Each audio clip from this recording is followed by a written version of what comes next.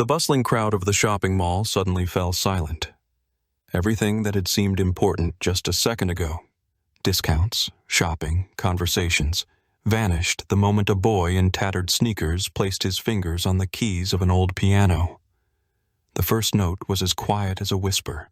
The second, piercing, like a cry from the soul. And then the music filled the entire hall, striking deep into everyone who dared to listen. But the most important part was yet to come. Because when the last sound faded, something happened that no one could have expected. In the vast shopping complex of Los Angeles, shimmering with glass and neon, the usual hustle and bustle reigned. Crowds of people hurried about their business, weaving around each other in a chaotic yet precise rhythm. The hum of voices merged into a single background noise where fragments of conversations blurred together. "I'm telling you, the discounts are insane. We have to buy." "Kids, hold hands. Don't push." "A new restaurant just opened. They say the lobster is amazing." Everyone was preoccupied with their own affairs. A young couple laughed in front of a jewelry store display. An elderly woman tried on an expensive coat. Teenagers snapped selfies by an illuminated fountain. And no one noticed the small, thin figure pressed against the wall near a cafe. The boy looked like he didn't belong here. Unlike those around him, with their branded shopping bags and fresh sneakers, his clothes were worn, slightly dirty in places, and his sneakers were so old that the sole was nearly detached. The hood of his gray hoodie was pulled over his head, partially concealing his face, but not enough to let him blend into the crowd. When he took a step forward, the world around him seemed unchanged.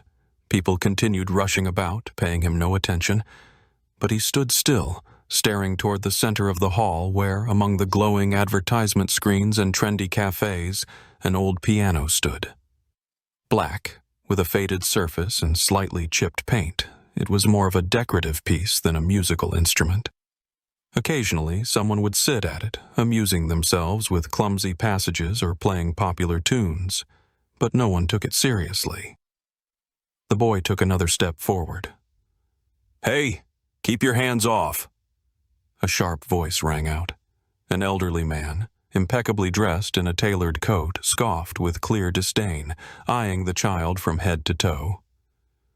"This is no place for beggars," he muttered, stepping slightly aside, as if afraid of getting dirty. A few others nearby also noticed the boy. A woman in a business suit frowned.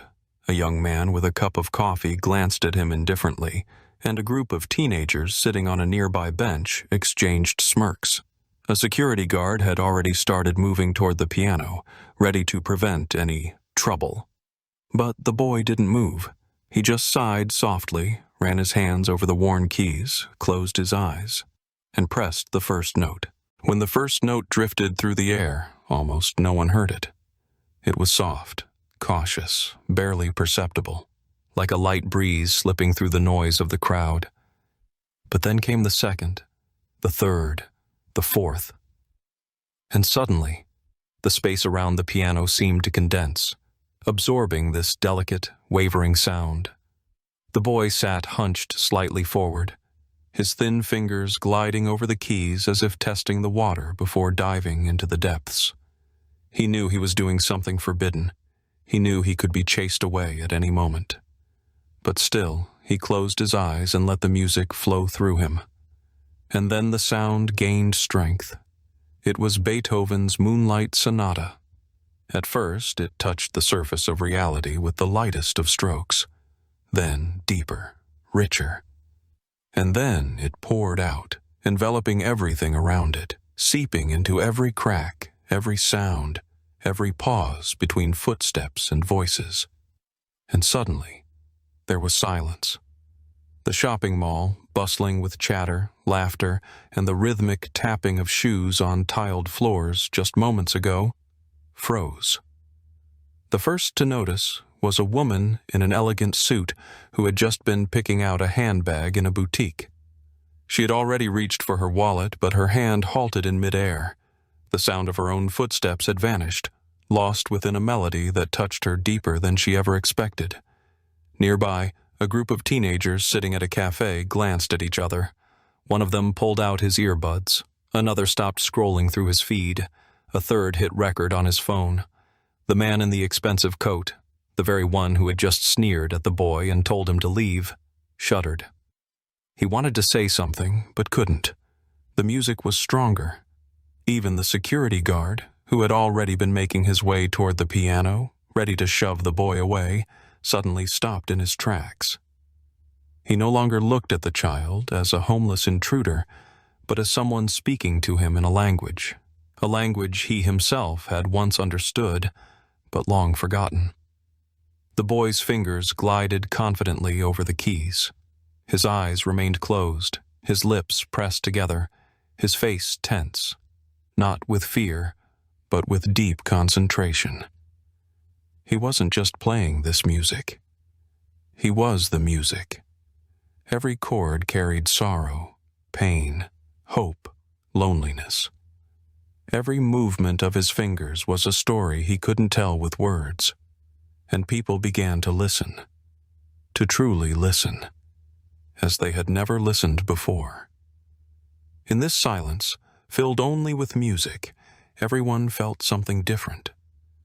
Someone remembered their childhood. Someone remembered a love that never was. Someone remembered a dream they had long ago lost. But they all understood one thing. This boy was not just a street kid. He was a musician. But where had he learned to play like this? Who was he? Why was he living on the streets? The questions hung in the air, but the boy didn't care. He continued speaking in his language, the language that at last was being heard. The music soared higher and higher, as if gathering momentum before its final decisive leap. Each new chord was stronger, deeper, more piercing. It filled the air with tension, despair, and hope. It seemed as if even the walls of the shopping mall began to tremble under the weight of this sound, under the sheer pain and passion flowing from the small boy at the piano. The crowd stood holding its breath.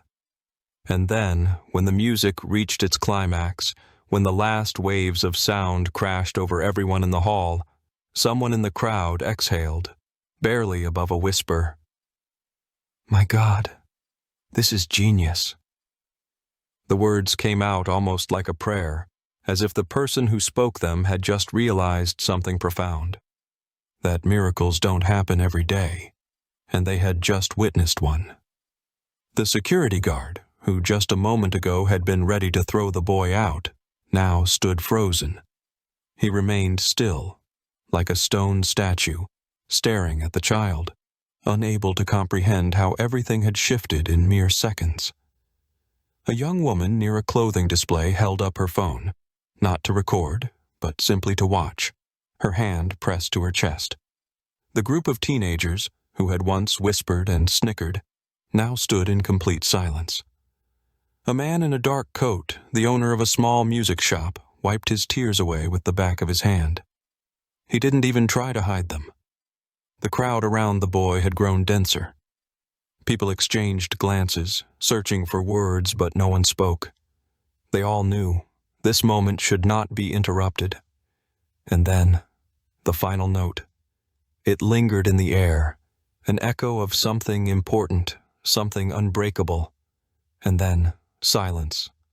A silence so profound that you could hear the boy's breathing, shallow, unsteady, as if he had just laid bare his entire soul before this vast world, and now had no idea what to do next. He didn't lift his head. He just sat there, as if afraid that this had all been an illusion, that at any second someone would grab him by the shoulder and chase him away. But then the silence exploded. First, soft, hesitant claps. Then, louder. And then a storm of applause. People rose to their feet, clapping as if trying to propel into the air all the awe and gratitude swelling inside them. Someone shouted, "Bravo!" Someone whistled, someone waved their hands wildly, and someone simply stood there, smiling, unable to believe they had just lived through this moment. And the boy? He slowly lifted his head. His eyes were filled with disbelief, as if he couldn't understand that this was for him. As if his entire life he had only heard orders, whispers behind his back, harsh words, and now he was hearing applause. His lips trembled, but he said nothing, because the music had already spoken for him. The applause roared. The crowd didn't disperse, though on any other day they would have already rushed off to their own affairs. But now no one wanted to leave. No one wanted to break the magic of this moment. And then, from the crowd, a man stepped forward. At first glance, he was just an ordinary, respectable gentleman, well-groomed, dressed in an expensive suit that was clearly not bought on sale. But unlike many others, his face showed neither shock nor surprise, only kindness. He approached the boy, not in a hurry, not with pity or pressure, just calmly stood beside him.